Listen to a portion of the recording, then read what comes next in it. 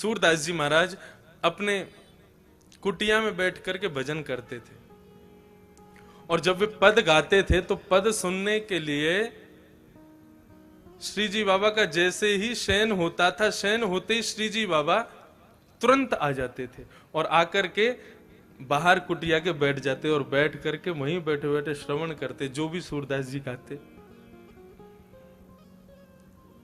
वापस लौट जाते। सावधानी से सुनना। एक दिन श्री जी बाबा ने मन में भाव रखा कि भैया आज गोसाई जी जल्दी हमको पौड़ा दें भोग लगा के। तो गोसाई जी तो कपाट बंद करके जाते थे दोपहर के, लेकिन ठाकुर जी जंगला में से कूद के भाग जाते थे, सूरदास जी की कुटिया पे जाके बैठ जाते थे। एक दिन ठाकुर जी जाने लगे तो श्री जी ने हाथ पकड़ लिया ठाकुरानी ने। कहां जा रहे हो? बोले हम जा रहे हैं एक जगह पे। बोले कहां जा रहे हो, मुझे सही सही बताओ। बोले एक भक्त है उसको दर्शन देने के लिए जा रहे हैं। बोले हम भी चलेंगे साथ में। अरे तुम मत चलो, तुम क्या को जाओगी? तुम जाओगी तो फिर पता नहीं उसको समझ पाओगी नहीं समझ पाओगी, क्या भाव आवे समझ थोड़ी आता है। राधा रानी बोली या तो हमें लेके चलो, नहीं तो आज हम तुम्हारी गुसाई जी से शिकायत कर देंगे कि तुम पौड़ते नहीं हो, तुम भाग जाते हो दर्शन देने के लिए। ठाकुर जी अर्चावतार में जब विराजते हैं ना तो अपने अर्चक से डरते भी हैं। मैं अपनी कथा में कभी कभी बताता हूं, हमारी बहन जी बैठी हैं, श्री राधा रमन परिकर में आपका सौभाग्य है सेवा का। तो एक बार इन्होंने एक प्रसंग सुनाया कि ठाकुर जी पोशाक नहीं पहन रहे थे। श्री राधा रमन जी पोशाक नहीं पहन, जबकि बिल्कुल सही था, नाप भी बिल्कुल लेकर के रखा था, लेकिन फिर भी कभी कहीं से ऊंची, कभी कहीं से नीची, कभी कहीं से भारी। सब गोस्वामियों ने प्रयास कर लिया, लेकिन ठाकुर जी ने पोशाक नहीं पहनी। तो आपके जो पूज्य दूसरे पिताजी ससुर जी हैं, वे सबसे बोले सुनो सब लोग बाहर जाओ, मैं थोड़ा ठाकुर जी से एकांत में बैठ के बात करूं। और वे ठाकुर जी के आगे बैठे, राधा रमन जी के आगे पोशाक रख दी। तो बोले अच्छा, तो आज आपको पोशाक धारण नहीं करनी है, क्योंकि हमें पता है नाप तो बिल्कुल ठीक है और पोशाक भी बिल्कुल अच्छी बनी है, लेकिन पता नहीं आपकी क्या इच्छा है, परेशान करने के मूड में हो। देखो हमें कोई झंझट नहीं है, आपको नहीं पहनी बिल्कुल नहीं पहनाएंगे। बाहर दर्शनार्थी दर्शन के लिए खड़े हैं, बस 15 मिनट बचे हैं, आप पहन लो, नहीं तो मैं तो अभी कपाट खोल दूं, बिल्कुल नंग धरंग खड़ा कर दूंगा आपको। आज हरि देखे नंगम नंगा, फिर तो सब हो करेंगे आपको देख के। ये रखी पोशाक, 2 मिनट का समय दे रहे हैं, सोच लो, यदि आपको पहननी हो तो अभी मैं धरा दूंगा, नहीं तो मुझे बिल्कुल कोई संकोच नहीं होगा, तुरंत कपाट खोल दूंगा, कुछ भी धारण नहीं कराऊंगा, लंगोटी में खड़े रहोगे आज।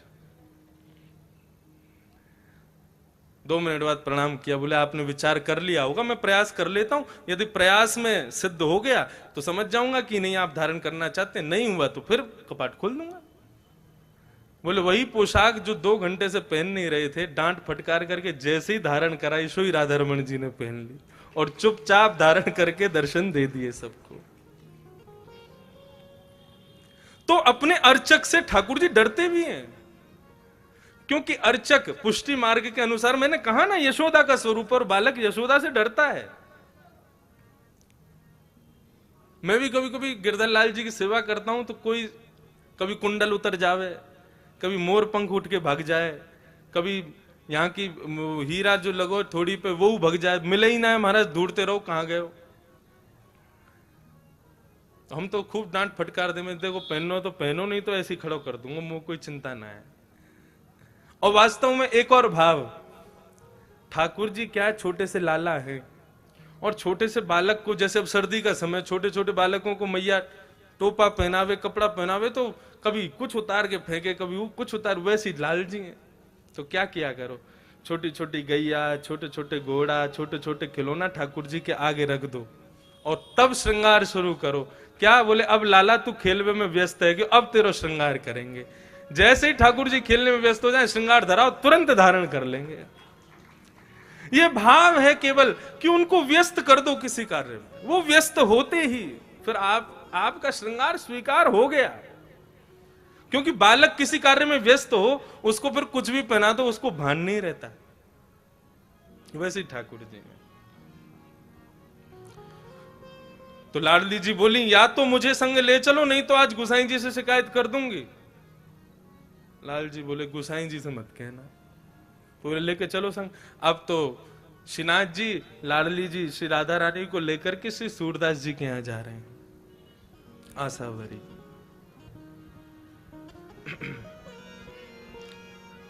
सूरदास जी की कुटिया में जाकर के दोनों प्रिया प्रियतम अविराजित हुए हैं, और दोनों इतने भाव से सूरदास जी के पद को श्रवण कर रहे हैं, लेकिन सूरदास जी को नहीं पता कि ठाकुर जी मेरे सामने बैठे हैं। पद का गान करते करते करते करते करते दोनों प्रिया प्रियतम ऐसे भावावेश में आ गए कि भूल गए कि हमें वापस दर्शन देने जाना है।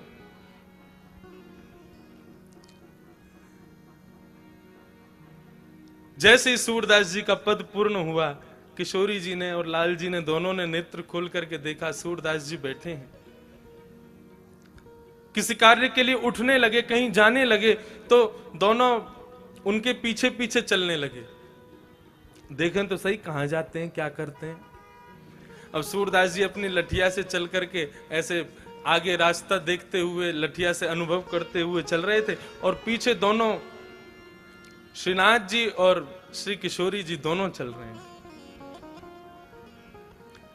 तभी आगे एक बड़ा गहरा गड्ढा था। ठाकुर जी को भी अनुभव नहीं हो पाया, पता नहीं चल पाया। जैसे श्रीनाथ जी ने लठिया, वो सूरदास जी लठिया से चल रहे थे, उनको भी पता नहीं चल पाया, और चलते चलते श्री सूरदास जी उस गड्ढे में गिर पड़े।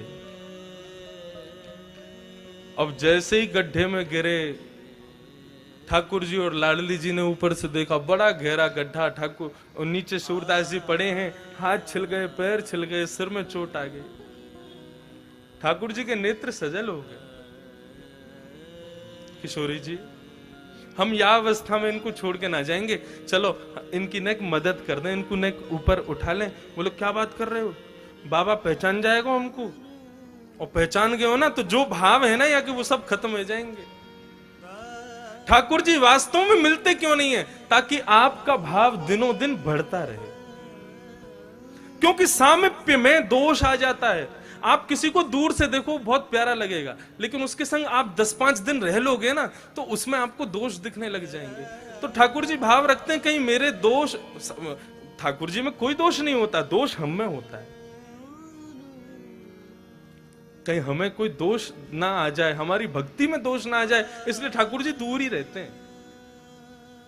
लेकिन लाडली जी कहने लगी, ठाकुर जी मत करो। ठाकुर जी बोले, नहीं, मैं ऐसे ना देख सकूं सूरदास को। तुरंत ठाकुर जी ने अपनी काली कमली उतारी और नीचे गड्ढे में डाल दी, और किशोरी जी से कही, आप मेरी कमर पकड़ लो, मैंने काली कमली पकड़ ली है, अब सूरदास जी या को पकड़ के ऊपर आ जाएंगे। सूरदास जी अपनी लठिया खोज रहे हैं, कहां गई। तभी ऊपर से ठाकुर जी बोले, बाबा। और जैसे ही बाबा शब्द सुना है, सूरदास जी ने रोम रोम नृत्य करने लगा। जितनी पीड़ा थी सब दूर हो गई, नेत्रों में मानो आंसू छलक पड़े हों। बोले, ये स्वर तो मेरे श्रीनाथ बाबा का ही हो सकता है। हाँ भाई, कौन है भैया? बोले, भैया बाबा हम यहीं ब्रजवासी हैं, गैया चरावे जामे, आपको पड़ो भयो देखो तो सोची ने आपकी मदद कर दें। हाँ भैया, बड़ो भलो करेगो ठाकुर तेरो। भैया कैसे आऊं ऊपर? बोले, मैंने अपना पटका डाल दिया नीचे, आप बाकू पकड़ के ऊपर आ जाओ। सूरदास जी उस पटके को पकड़ रहे हैं, और यहां से लाडली जी ठाकुर जी को खींच रहे हैं, ठाकुर जी सूरदास जी को ऊपर खींच रहे हैं। क्या स्वरूप है वे। सूरदास जी के मन में भाव आ गया। जैसे ही पटका पकड़ा, उसकी सुगंधी को जब अपनी नासिका से ग्रहण किया, बिल्कुल दृढ़ निश्चित हो गए कि ये तो ठाकुर जी हैं और कोई नहीं हो सकता। जैसे ही गड्ढे से ऊपर निकल करके सूरदास जी आए, जानबूझ करके ऐसा भाव दिखाया कि मानो झटके से गिर पड़े हों, और गिरे तो कहां गिरे? श्री लाडली जी के चरणों में जाकर के गिर गए।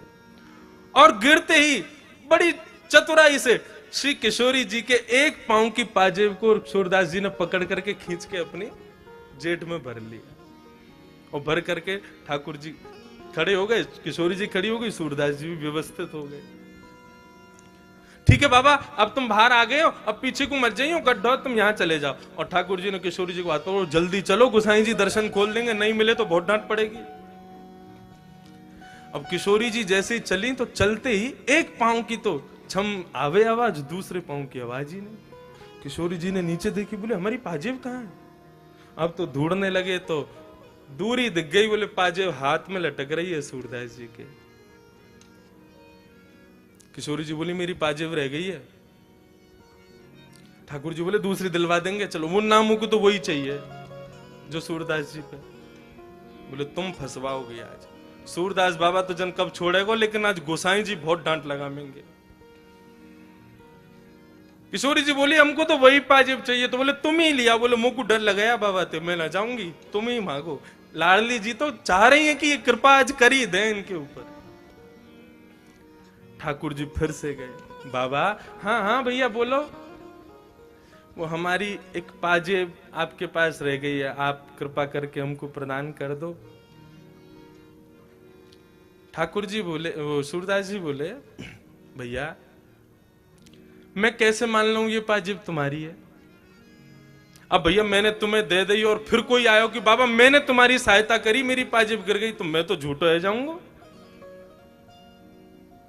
ठाकुर जी बोले तो आपको पता कैसे चलेगी कि या की दूसरी पाजेब कौन के पास? आप पे आंख तो है ना? बोले आंख ना है लेकिन हाथ तो है ना, अनुभव कर लूंगा मैं।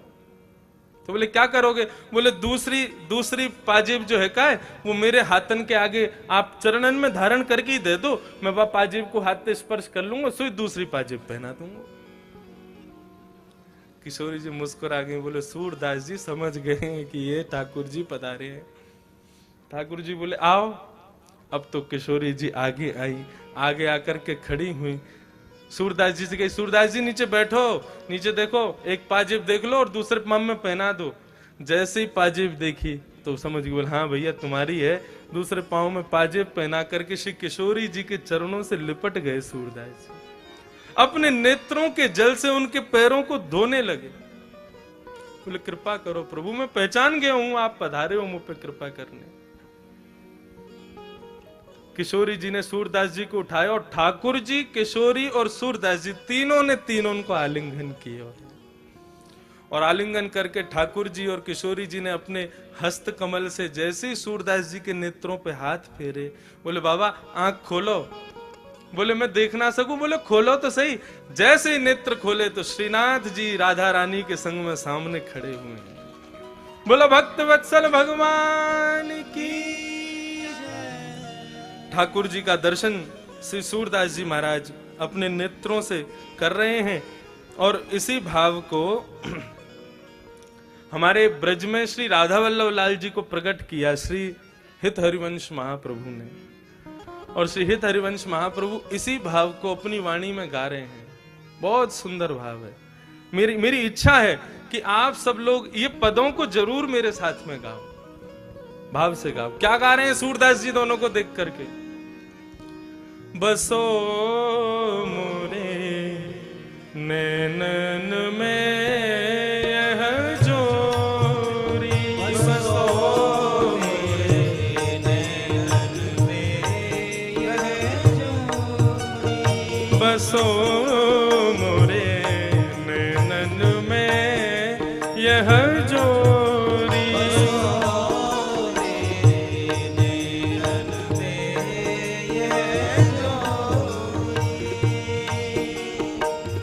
नव दुल्हे ब्रज राज सांवरो, नव दुल्हे ब्रज राज सांवरो, नव दुल्हे ब्रज राज सांवरो, नव दुल्हे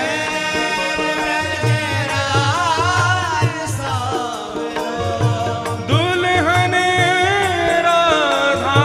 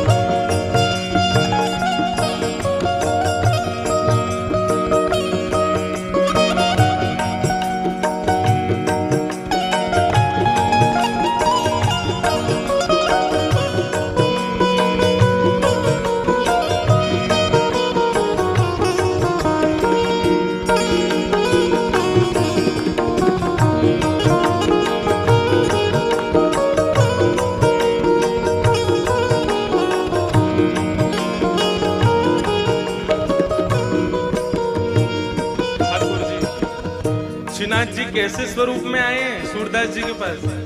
गज मोती को शेष से हरो, गज मोती को शीश से हरो, गज मोती को शीश से हरो, गज मोती को शीश से हरो।